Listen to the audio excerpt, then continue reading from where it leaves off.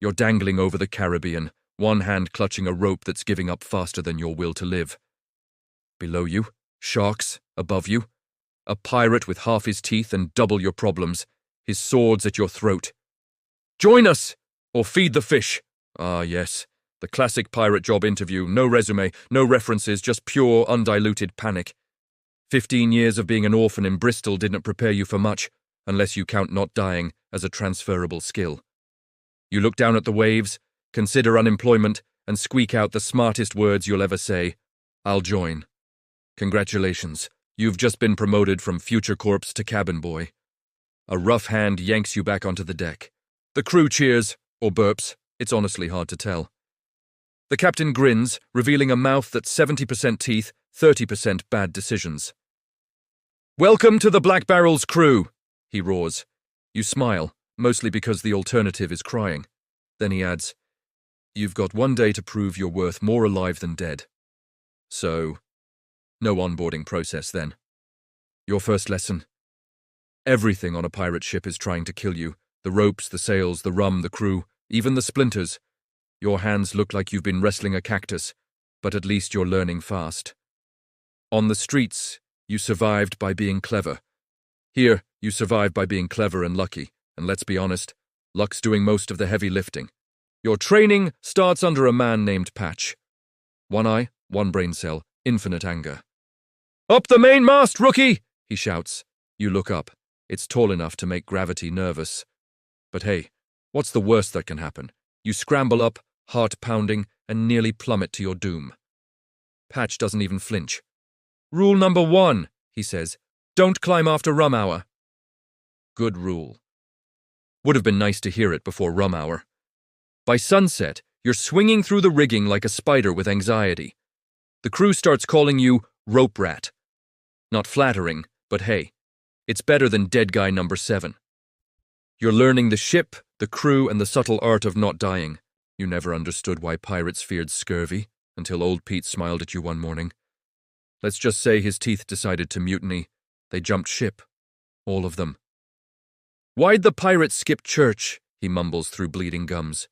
You never get the punchline, because halfway through the rest of his teeth abandon him. That day, you become the ship's most passionate orange eater. Nothing motivates a healthy diet quite like watching someone's mouth implode. Then comes the storm. The sky turns black. The sea goes full rage quit mode. The captain yells something heroic, or maybe he's just screaming into the void. Secure that sail before we capsize! You don't think, you move. Climbing the rigging in hurricane winds feels like playing tag with death. And somehow, you win. You tie the last rope, just in time to watch another sailor learn that holding onto the anchor chain was a terrible life choice. By morning, you're soaked, shaking, and somehow still breathing. For the first time, the crew nods at you with respect. You're not just a cabin boy anymore, you're a pirate. A slightly traumatized pirate, but still, progress. Weeks later, opportunity knocks, and it's holding a musket. A Dutch merchant ship crosses your path. The captain points his cutlass at you. Your first command, he says. Don't screw it up. So naturally you do. The plan was stealth. But one overly eager crewmate decides to start shooting. You adapt. Fire in the hold, you scream, even though there isn't one. The enemy panics, thinking their ship's about to explode. You and your crew grab the cargo while they're too busy throwing water at imaginary flames. Patch calls it stupid. The captain calls it brilliant. You call it Tuesday. Then comes the fever. Half the crew's delirious, the other half's mutinous. You're somewhere between nurse, liar, and motivational speaker. 3 days to land, you tell them. You say that every day for a week. Turns out geography's flexible when your crew's too sick to argue. You keep them alive through sheer confidence and questionable optimism. And by the time you actually do reach land, the captain starts calling you Lucky Jack. You prefer Miracle Jack, but hey, pirates aren't big on titles. 20 years pass. You've got scars, stories, and just enough teeth to smile intimidatingly. Now you're the one holding the sword at some trembling kid's throat. Join or feed the fish. His eyes, wide, terrified, remind you of yourself. So you do something stupid. You tell your captain, let's give them a chance. Big mistake. Desperate men are dangerous men.